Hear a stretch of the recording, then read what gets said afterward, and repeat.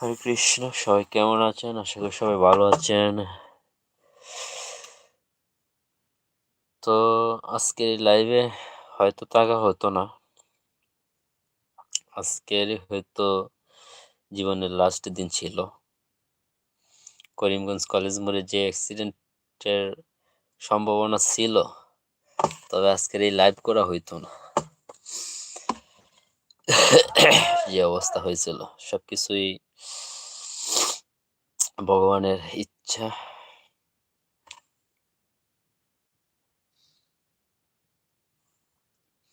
তারপরে এক মহিলাকে বাঁচাতে গিয়ে, নিজে বাঁচতে গিয়ে হাত কেটে গেল অনেকটাই।